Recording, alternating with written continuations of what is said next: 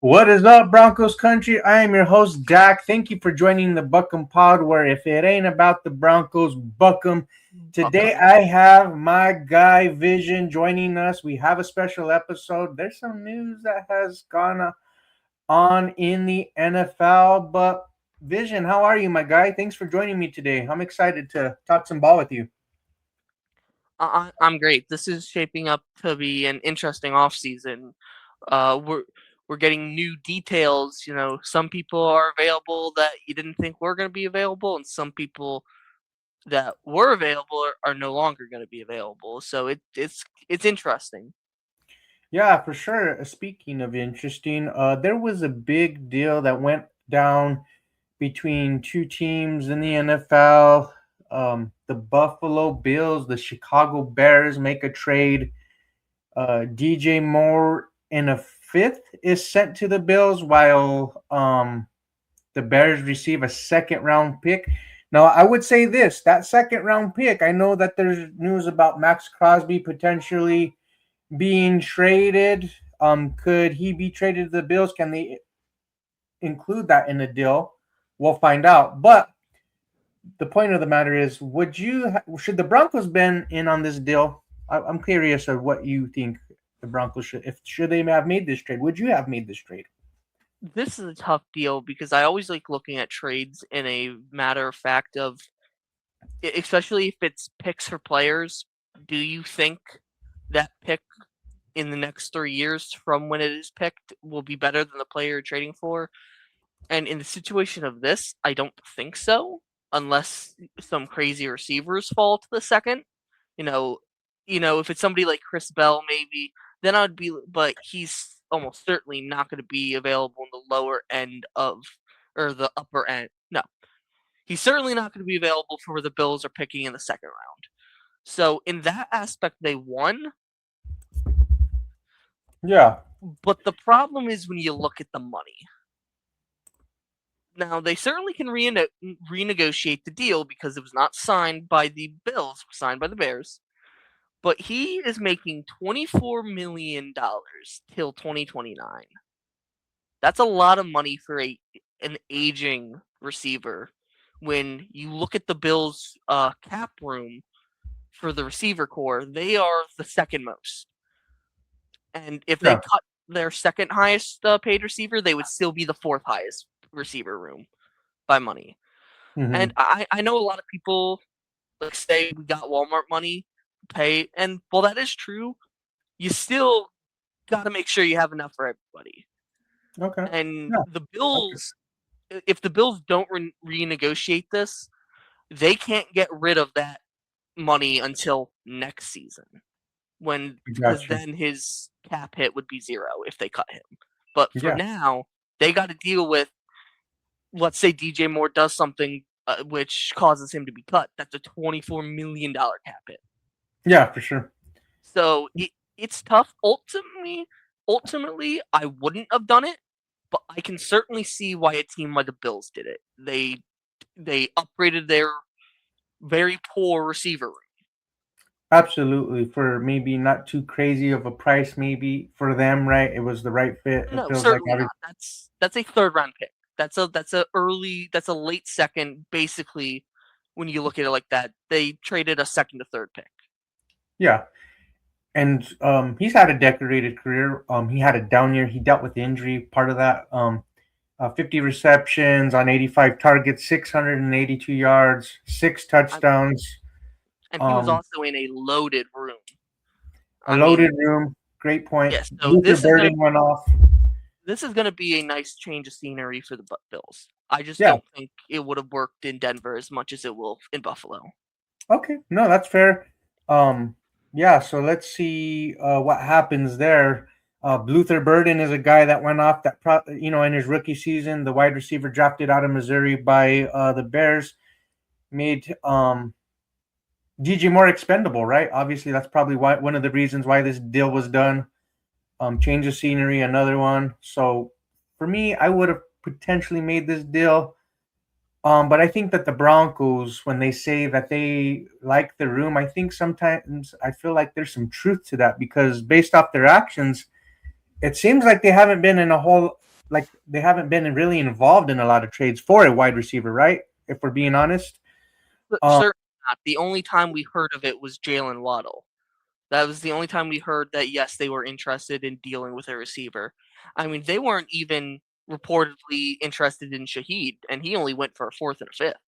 yeah, So it was very clear if it was not like a top 10 guy that they're not that interested. right. And they're it sounds like they're not even involved. They're looking at AJ Brown's way either, right?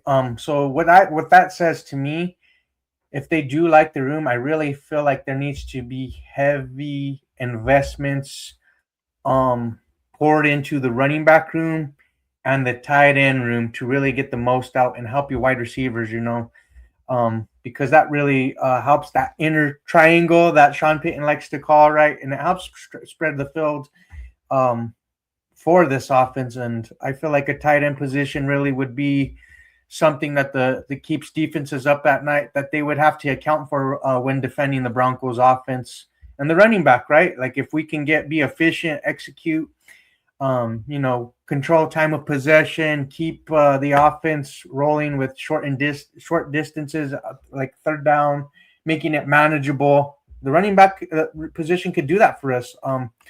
So it'll be really interesting to see the direction of where the Broncos go with this offense. Now, do I would like for them to add some kind of talent to this offense. I was hoping maybe a veteran trade, but maybe we get that addition maybe in the draft. Maybe they look at a first round selection, or maybe they go, hey, we've proven that we can develop guys in later rounds, like the fourth round, Troy Franklin, Pat Bryant, to name a Jonah couple, right? Ellis. Jonah Ellis, well, in particular to the wide receiver position, right? So they feel like, Yes. hey, we can develop these guys too. We don't have to reach for someone we're not very comfortable with, right? So it's gonna be interesting though. Very interesting. I could certainly see. I think something it's going to be hard to try to get that focus for a bit. That we're not necessarily dealing with just a Sean Payton offense anymore.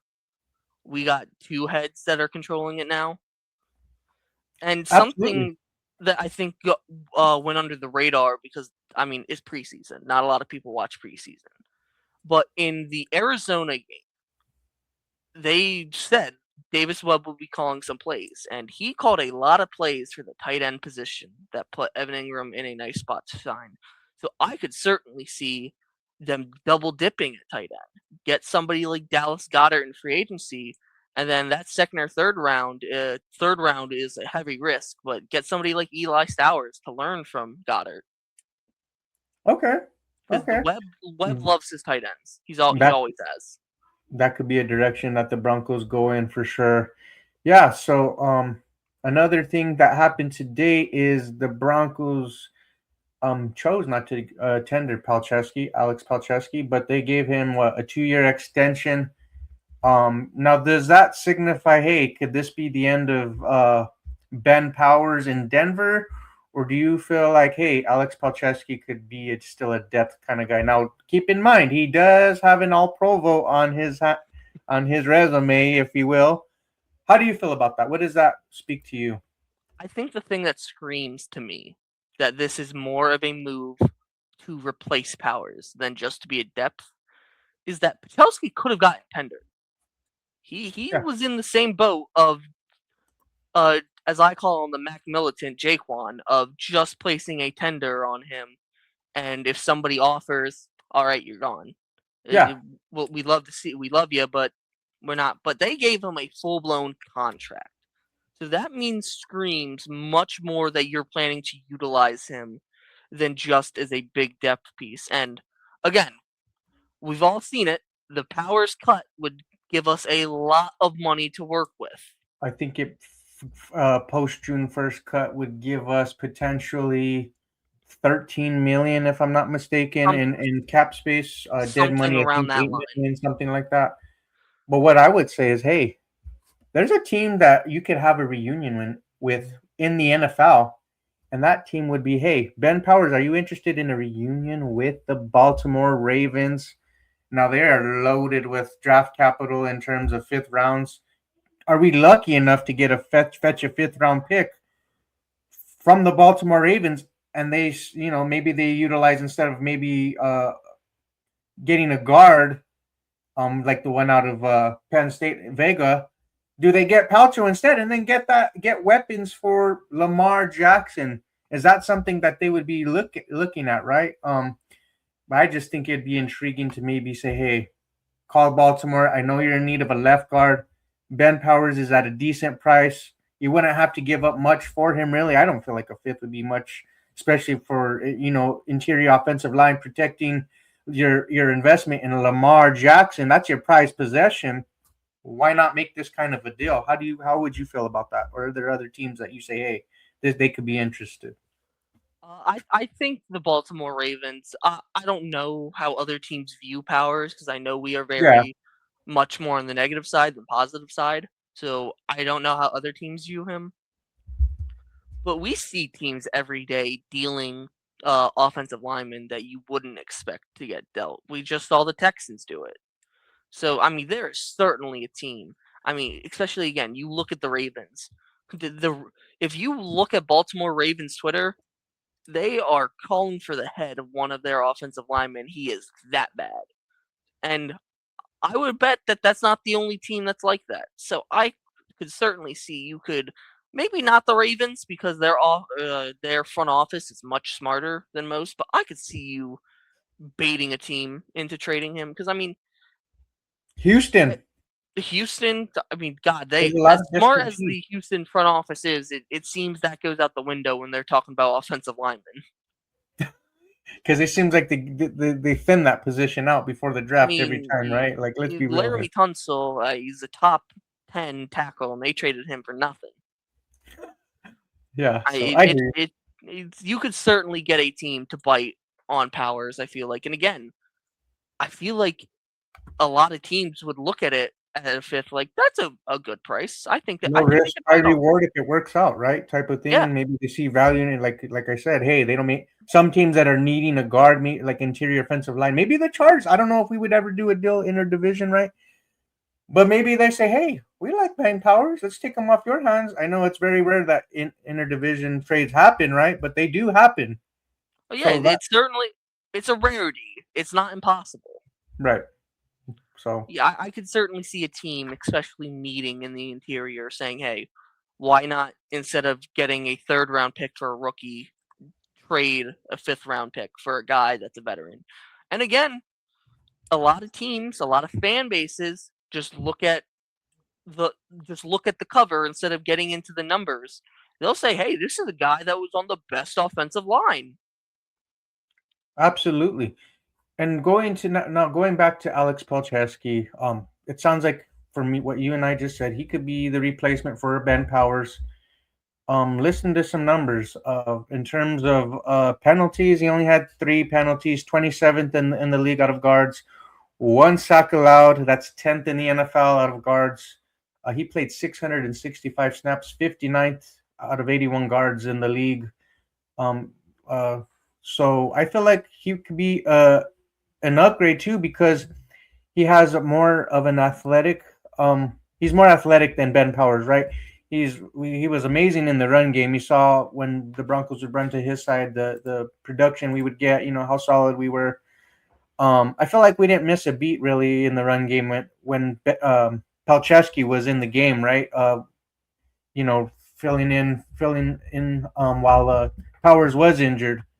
So it'll be interesting. What I would say is, would you look at drafting somebody behind him, or how would you feel the depth behind him?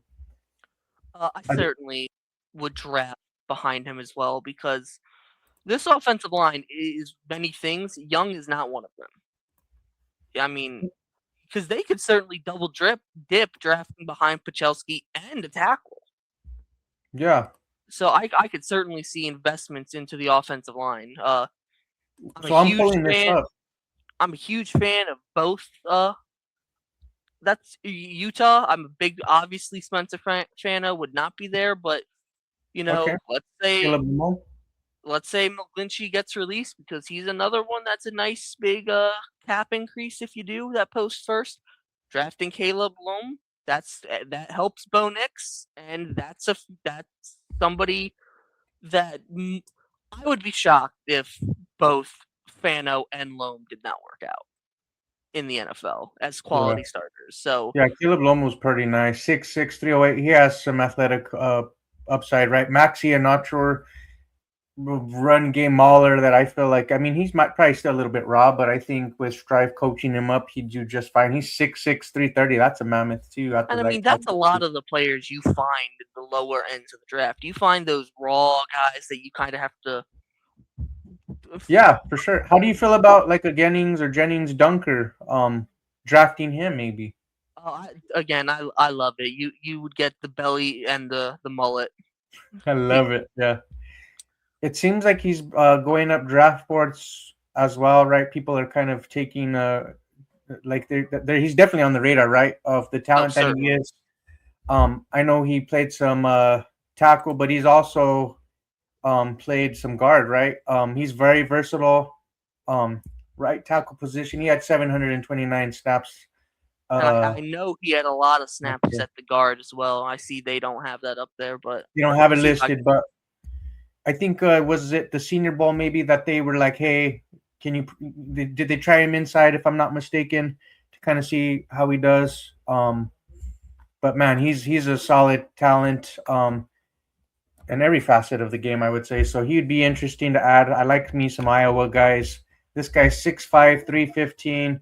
So he's a guy that we can target as well potentially in this draft. Are there other some names maybe under the radar that you would like to see us target maybe in the later rounds? well, I need to look at this because again, there's so many Mm-hmm. players that, as you say, they are increasing their stock. I always make fun of the combine, but then you get moments like Sonny Styles destroying Oh, the combine and possibly playing himself into top 10, maybe top 5 position. I could see the Giants taking him at number 5. I could see the Command. There are a lot of teams that Sonny Styles just instantly right. jumped. And then you get a moment like Eli Stowers, destroying the vertical jump. He certainly jumped up on a lot of people's radars after that. So it's tough analyzing, you know, diamonds in the roughs because when you have so many opportunities to see them, the rough kind of lowers of the moments that are there people in the rough necessarily. Yeah. So that now going back to the lineman, I would say this guy right here, and I know that the Broncos. I don't know if it was a formal interview, but I know they did talk to him. Markel Bell, 6'9", 345. This guy is pure traits. He's a monster. It looks like he was played left tackle, some left guard. But Jesus, this is a guy that maybe we can develop, right? And you go down the list. Here's another guy, Brian Parker the second, who I really like. Right tackle. You talked about McGlinchey. Can this guy also be a guy later down the line that we develop and uh, you can later on replace McGlinchey for sure. So there are some guys in this class that you can make a case for. I'm going to go to the guard spot, interior offensive line, because these are tackles right here. But if you wanted to add some depth, I mean, or you feel like, hey, Emmanuel Pregnon, this guy who's phenomenal in the run game, is pretty athletic, 6'5", 318. Hey, could you draft this guy in the first round if you like him better? If you like his projection, versus Alex Palczewski. I don't know, but this is you got to keep your options open as well.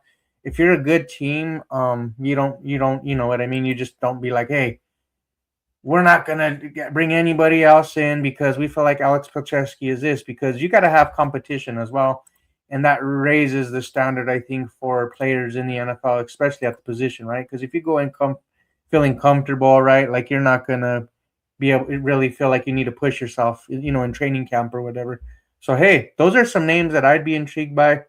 Um, Kalen Rutledge is another guy out of Georgia Tech. There's a good amount of names to improve this offensive line. Either way, it's on my list of things to really improve the run game. Improving the offensive line, especially at the left guard position, is one way to do that. One name that I feel like you could get in a later round that would be nice is Connor Liu out of Auburn. He Oh, he's 6'3", 300 pounds. not even 21. He'll be 21 at the start of the season, and he just has a lot of, again, raw intangibles that you would have to build upon. But I mean, he has a lot of snaps. Uh, in college, he let up no sacks in 2023, one sack in 2024, and then two in 2025. And 2024 was his most snaps played, but every year he had plus 400 snaps. Hey, we could very well invest in the offensive line in this draft too, right? Build the trenches. That's one way how teams are remain successful in the league. Is building on the trenches. So we'll find out what's going to happen, right? Free agency will be very telling of as to what we do in the draft. But man, there's some really talented players on the offensive line that I'd be intrigued by. Chase Basantis is another one. Billy Shrouth, you've seen those running backs at Notre Dame. Well, Billy Shrouth is a guy because is the reason part of that success at the left guard position. So yeah, I could see that maybe them looking his way as well out of Notre Dame. So Yeah, and I think they're going to have to hit on a lot of the later rounds, especially mhm. because I don't know if you saw the rumblings, but JFM is most likely in line for a big contract, and he Oh earned yeah, it. And a lot of people are disappointed with Vance Joseph not leaving, not necessarily because they hate Vance Joseph, but because of what you would have gotten if he got a head coaching job. mm, Well, fear not, if JFM gets a big contract, we will most likely receive a third round composition or compensation pick. yeah, we And will. so that would lead to, again, a lot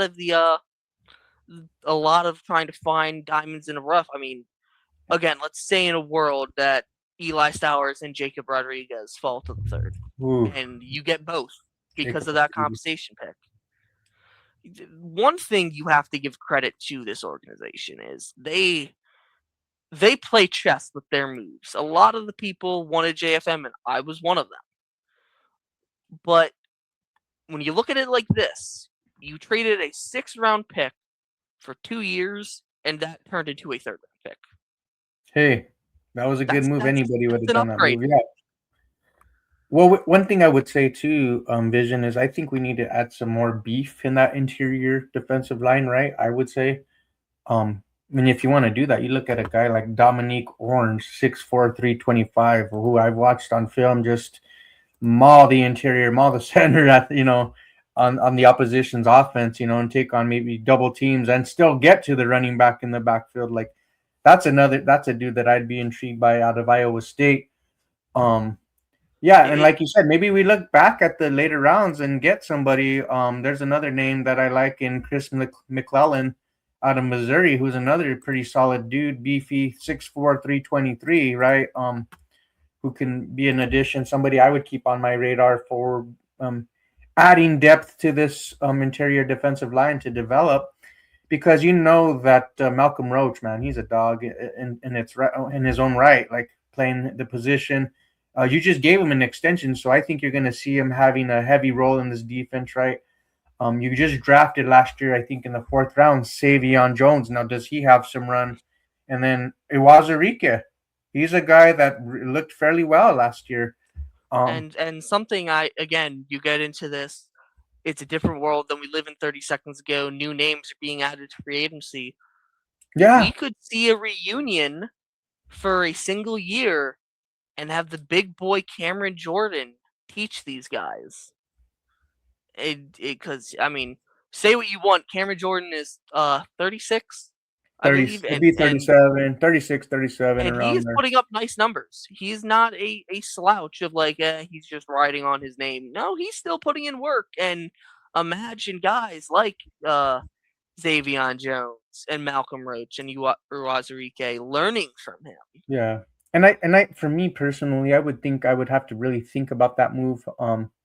But I mean, like you talk on it, hey, he'd be somebody that can, mentor these guys, be a leader in the locker room. He's a great dude, has a great relationship with Sean Payton. It seems like And he maybe he certainly wants to wouldn't ring cost chase. much. He He wouldn't probably wouldn't be cost these much. guys that it's like, oh, you're gonna make a couple of moves and he would be one of those couple. No, he won't So I'm certainly interested in that deal because, Okay. and again, getting him does not stop you from getting like Chris McKellen in the later rounds. That's very fair. It's not a move that handcuffs you like, all right, we can't look at this position anymore. No, you have him for at most, in a perfect world, you have him for 2 years. Yeah. He Yeah. is most likely a one and done. And And being a veteran, maybe he gets like an incentivized based contract. Hey, you played for this many snaps, you caused these many turnovers, or whatever the case may be. You're healthy for this many games. Maybe that's something that says, hey, well, I would like to be in the Mile High playing at Empower Field, right? It'll be certainly, and interesting. again, you talk about wanting to get beef. He's a big boy. He is a big boy, so he would certainly add beef to that defensive line. Where's the beef, huh? Cameron Jordan. That would be interesting. I think a lot of people around the media is pounding the table for a reunion with Sean Payton and himself.